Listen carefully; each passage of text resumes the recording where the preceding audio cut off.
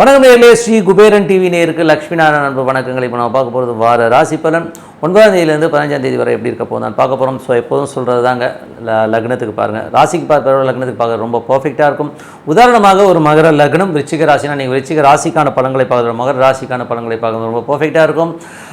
First வர்றது பொது பலன்கள், அதுக்கப்புறம் வர்றது தசாபுத்தி பலன்கள். ஸோ உங்களுக்கு என்ன தசாபுத்தி அந்தரங்கள் வருதோ அதை வந்து மிங்கிள் பண்ணி பார்க்கும்போது ரொம்ப பர்ஃபெக்டாக இருக்கும். வீடியோட எண்டில் டிப் ஆஃப் த வீக் இருக்குது, மறக்காமல் பாருங்கள். கும்பராசி. ஸோ கும்பராசிக்கு வந்து பார்த்திங்கன்னா உங்களது ராசி அதிபதி சனி வந்து ராசியிலே இருக்கும்போது நல்ல வருமானம் நல்ல ஏற்றங்கள்லாம் வரும். கொஞ்சம் சோம்பேறித்தனம் வரும். ஸோ அதை மாதிரி தூக்கி போட்டு போனீங்கன்னா போதும். மற்றபடி 2-11ஆம் அதிபதியான குரு வந்து 4ல் இருக்கும்போது நல்ல லாபங்கள், நிலப்புலங்களாக நல்ல லாபங்கள், குடும்பத்திற்கு நல்ல லாபங்கள், சந்தோஷங்கள், குதூகலங்கள்லாம் வருவதற்கான வாய்ப்புலாம் நல்லா இருக்குது. ஸோ 3 மற்றும் 9ஆம் அதிபதி 10ஆம் அதிபதியான செவ்வாய் வந்து 6ல் நீச்சமாக இருக்கும். வேலையில் கொஞ்சம் மனசலனங்கள் மனக்காயங்கள் வருவதற்கான வாய்ப்புலாம் ரொம்ப கவனமாக இருக்கணும். ஸோ கொஞ்சம் அலைச்சல், கொஞ்சம் அன்கம்ஃபர்ட்டாக ஃபீல் ஆகிற மாதிரி ஃபீல் கண்டிப்பாக இருக்கும். அதுக்கப்புறம் பார்க்கும்போது 4ஆம் அதிபதி, ஸோ 4 மற்றும் 9ஆம் அதிபதியான 4 மற்றும் 10ஆம் அதிபதியான செவ்வாய் வந்து உங்களுக்கு வந்து 6ல் இருக்கும்போது கொஞ்சம் வந்து தொழில் ரீதியான விஷயம், கொஞ்சம் கடன்கள் சம்மந்தமான விஷயம், கொஞ்சம் வந்து மனக்காயங்களோ இல்லை வேலை செய்வர்களால் ஒரு சின்ன மனஸ்தாபங்கள் வர்றதுக்கான ரொம்ப கவனமாக இருக்கணும். அதுக்கப்புறம் பார்க்கும்போது உங்களது 5ஆம் அதிபதி, ஸோ 5-8ஆம் அதிபதியான புதன் வந்து பார்த்திங்கன்னா உங்களுக்கு 10ல் இருக்கும்போது தொழில் ரீதியான விஷயம் ரொம்ப கவனம் தேவை. குழந்தைகளோட வளர்ச்சி, குழந்தைகளுக்கு வந்து ஒரு நல்ல ஒரு வேலை கிடைக்கிறது, இந்த மாதிரி விஷயங்கள் ரொம்ப சிறப்பாக இருக்கும். அதுக்கப்புறம் பார்க்கும்போது உங்களுக்கு 4-9ஆம் அதிபதியான சுக்கிரன் வந்து பார்த்திங்கன்னா 12ல் இருக்கும்போது நல்ல ஆன்மீக சுற்றுலா இல்லை ஒரு பிரயாணங்கள் மேற்கொள்வதற்கான வாய்ப்புலாம் நல்லாயிருக்கும். ஸோ தாய் தந்தையார் வந்து கொஞ்சம் அலைச்சல்கள் ஜாஸ்தி இருக்கிறதுக்கான வாய்ப்புகளை நிறைய ஏற்படுத்தும். வீடு வண்டி வாகனங்களால் சின்ன செலவுகள் ஏற்படுவதற்கான வாய்ப்பும் நிறைய இருக்குங்க. ஸோ மற்றபடி வந்து பார்த்திங்கன்னா கும்ப ராசிக்காரர்களுக்கு வந்து உங்களது 7ஆம் அதிபதி, ஸோ 7ஆம் அதிபதியான சூரியன் வந்து பார்த்திங்கன்னா உங்களுக்கு 10ல் இருக்கும்போது புதிய பார்ட்னர்ஷிப் சம்மந்தமான விஷயம், நல்ல ஒரு ஏற்றங்கள், நல்ல லாபங்கள், பிஸ்னஸில் நல்ல ஒரு வளர்ச்சி கிடைப்பதற்கான வாய்ப்புலாம் ரொம்ப நல்லா இருக்குது.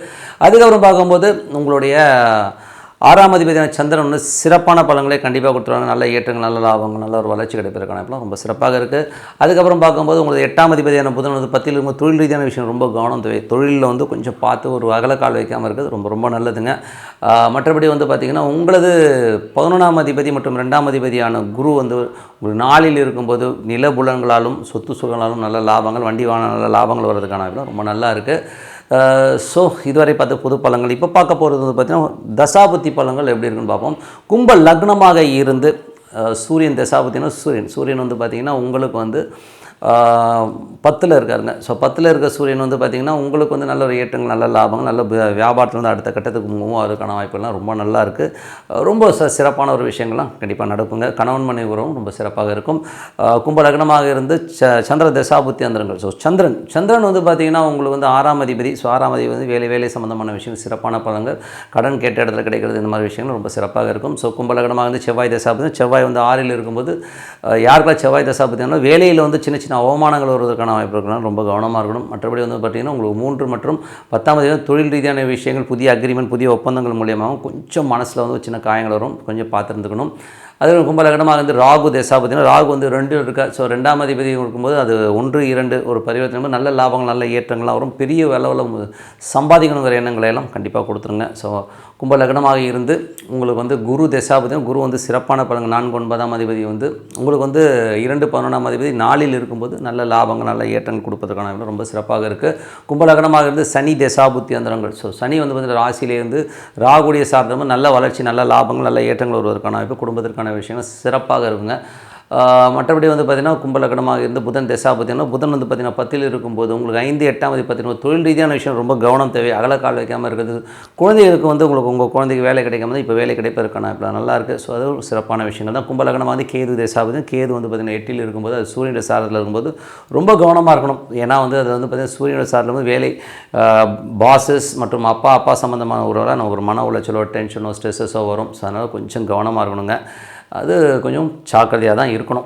ஓகேங்களா. ஸோ அதுக்கப்புறம் பார்த்திங்கன்னா கும்ப லக்னமாக வந்து சுக்கிர தசாபுத்தி, சுக்கிரன் வந்து பார்த்திங்கன்னா உங்களுக்கு 4-9ஆம் அதிபதி உங்களுக்கு 12ல் இருக்கும். நிறைய பிரயாணங்கள் மேற்கொள்வதற்கான இப்போ அப்பா அம்மாவுக்காக கொஞ்சம் செலவு பண்ணுற மாதிரி விஷயங்கள், வெளிநாட்டில் இருக்கிறவங்களுக்கு கொஞ்சம் அலைச்சல்கள், வீடு சொத்துக்கள் மற்றும் வண்டி வாகனங்கள்லாம் கொஞ்சம் எக்ஸ்பென்ஸ் வர்றதுக்கான நிறைய இருக்குங்க. ஸோ மற்றபடி வந்து எல்லாமே சிறப்பு தான். ஸோ என்னை பொறுத்தவரை நல்ல ஒரு பிரார்த்தனை, மனதார இறைவனை பிரார்த்தனை பண்ணும்போது ஒரு சிறப்பான பலன்களை கண்டிப்பாக ஏற்படுத்துங்க. ஸோ அதனால் நல்ல ஒரு பிரார்த்தனை, அதுக்குள்ளே உள்ள வந்து இறைவன் வரணும். ஸோ அந்த மாதிரி பிரார்த்தனை பண்ண சிறப்பான பலன்கள் கண்டிப்பாக இருக்குங்க. Tip of the week. So tip of the வீக்கில் வந்து மாந்திரிகம் என்பது நல்லதா கெட்டதா அப்படிங்கிறத பற்றி தான் நம்ம சொல்ல போகிறோம். ஸோ அதில் நிறைய பேர் வந்து பார்த்திங்கன்னா இந்த பிளாக் மேஜிக்ங்கிற ஒரு விஷயத்தில் வந்து ரொம்ப எடிக்ட் ஆகிருக்காங்க. காரணம் என்னென்னா நிறைய சீரியல்ஸு நிறைய விஷயங்கள் வந்து பார்த்திங்கன்னா இந்த பிளாக் மேஜிக்ங்கிற ஒரு விஷயத்தை வந்து எல்லாருமே மைண்டில் போட்டுக்கிட்டு எனக்கு காரியம் ஆகணும்னா இந்த மாதிரி பண்ணால் எனக்கு இப்படி ஆகிடும் அப்படி ஆகிடும்னு சொல்லி போகிறாங்க. ஸோ இது நல்லதா கெட்டதானா? கண்டிப்பாக கெட்டதுங்க. ஏன்னா வந்து இது வந்து பிளாக் மேஜிக்ன்றது வந்து ஒருத்தனுடைய விதியை வந்து நீங்கள் வந்து ஏதோ ரூபத்தில் போய் உள்ளே அட்டாக் பண்ணி அவனுக்கு வந்து வரவிடாமல் பண்ணுறதோ இல்லை வேறு ஒரு ரூபத்தில் ஒரு மந்திரவாதியை வச்சு பண்ணுறதெல்லாம் வந்து இன்றைக்கி ஆகுமானா இன்றைக்கி அந்த மாதிரி ஆட்கள் இல்லை. அது வேறு விஷயம்.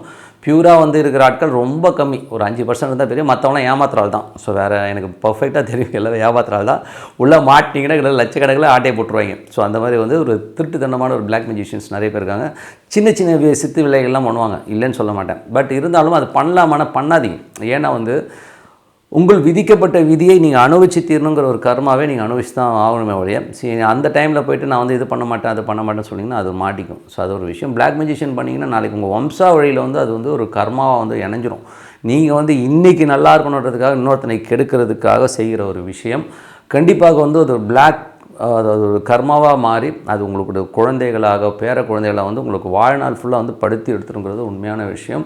ஸோ இதுக்கு ஒரு உதாரணம். ஸோ உதாரணம் சொல்லணும்னா எனக்கு தெரிஞ்ச ஒருத்தர் ரொம்ப க்ளோஸ் ஃப்ரெண்டு தான் அவர் வந்து எங்களோட இருந்தார். நான் சொல்கிறது வந்து ஒரு மோர் தென் ஒரு 35 இயர்ஸ் பேக், ஒரு 35 ஆண்டுகளுக்கு முன்னாடி வந்து அவங்க இருந்தாங்க. ஸோ அவர் வந்து ரொம்ப சாதாரண நிலையில் இருந்தார். ஒரு சைக்கிள் வச்சுட்டு தான் போவார். அவர் சின்னதாக வந்து ஒரு கம்பெனியில் வேலை பார்த்துருந்தார். ஸோ அந்த கம்பெனியில் வேலை பார்த்துட்டு இருக்கும்போது மாத சம்பளத்தெலாம் வேலை பார்ப்பார். ரொம்ப ஒரு லோயர் மிடில் கிளாஸ் லெவலில் தான் இருந்தார். ஸோ அப்படி இருக்கும்போது இவர் என்ன பண்ணார்னா கொஞ்சமாக ஒரு சின்னதாக வந்து ஒரு கம்பெனி ஆரம்பித்தார். அங்கே வேலை பார்த்துக்கிட்டே இங்கே வந்து ஒரு கம்பெனி ஆரம்பித்து அதுக்கப்புறம் அங்கே இருக்க ஆர்டர்ஸ் எல்லாம் கொஞ்சம் கொஞ்சமாக டைவெர்ட் பண்ணி அதை டெவலப் பண்ணார். ஸோ இதுக்கு நடுவில் இருந்து என்ன பண்ணுவார்னா இவர் வந்து ஒரு சில ஆட்களை கூப்பிட்டு வந்து இந்த எந்திரம் பண்ணி நிறைய மந்திரங்கள் உச்சாடனங்கள் இதெல்லாம் வேலையும் பார்ப்பாருங்க. ஸோ இது வேலையெல்லாம் பார்த்து பார்த்திங்கன்னா ஒரு ஆஃபீஸ்க்கு போனீங்கன்னா நிறைய தகடுகளாக இருக்கும். நிறைய தகடுகள் இந்த மாதிரி விஷயங்களெல்லாம் வந்து அவர் பண்ணிகிட்டு இருந்தார். க்ரோத் இருந்ததுன்னா பயங்கரமான க்ரோத் இருந்தது. க்ரோத்னா எப்படி தெரியுங்களா இருக்கும், நிறைய ஆர்டர்ஸு. அவர் ஆஃபீஸில் வேலை பார்த்த இடத்துலேருந்து இவர் வந்து அந்த ஆர்டர்ஸ் எல்லாம் வந்து கன்வெர்ட் பண்ணி இங்கே கொண்டு வந்தால் இந்த பக்கம் மாந்திரிக விஷயமும் பண்ணிக்கிட்டு ஆளுங்களை வச்சு பண்ணுவார். பணம் கொடுத்தா ஒருத்தர் வந்து பண்ணி கொடுத்துட்டு இருந்தார். அந்த மாந்திரிகம் பண்ணுற ஆளை பார்த்திங்கன்னா எப்படி இருப்பார் தெரியுங்களா, ரொம்ப கோரமாக இருப்பார் ஆள். ஸோ அப்போ அவன் எவ்வளோ காசுக்காக எவ்வளோ கெட்டது பண்ணியிருக்கான்றது வந்து அவன் ஃபேஸ் பார்த்தாலே தெரியும். அந்த ஆளுக்கு பார்த்திங்கன்னா மண்டேயில் வந்து ஒரு கொண்ட மாதிரி ஒரு இதே வந்துருக்கும், சதையை வந்து ஒரு மாதிரி வெளியில் வந்த மாதிரிலாம் இருக்கும். ஸோ கொஞ்சம் ஒரு மோசமான ஒரு சயின்ஸ் இது, அக்கல்ட் சயின்ஸ்னு சொல்லுவோம். ஸோ பிளாக் மேஜிஷியன்ஸில் வந்து பார்த்திங்கன்னா இந்த மாதிரி பண்ணும்போது அந்த ஆள் வந்து அந்த மாதிரி பண்ணிக்கிட்டே இருந்தார். இவருக்கு வந்து நல்ல வளர்ச்சினா எப்படி சொல்கிறேன்னா ஒரு சாதாரண கம்பெனியாக தொடங்குறது. அதுக்கப்புறம் அந்த வேலையெல்லாம் விட்டுட்டார். அவர் கீழே வந்து ஒரு 10 பேர் வேலை செய்கிறாங்க, 10-15 பேர் அந்த கம்பெனியில் வேலை பார்க்குறாங்க. அதுக்கப்புறம் கார் வாங்குறாரு. அதுக்கப்புறம் ஃபாரின் கண்ட்ரியோட டைப் போடுற அளவுக்கு வந்து இவருடைய வளர்ச்சி இருந்தது. பட் என்ன ஆச்சுன்னா சடனாங்க ஒன் ஃபைன் டே திடீர்னு ஒரு ஆக்சிடென்ட் நடந்தது. ஒரு சின்னதாக வந்து ஒரு சின்ன ஆக்சிடெண்ட்டில் உடனே உயிர் போச்சு. அந்த ஆக்சிடெண்ட்டில் இறக்கணும்னு அவசியமே கிடையாது. திடீர்னு இறந்துட்டார். டோட்டல் எல்லாமே ஷட் டவுன் ஆயிடுச்சு.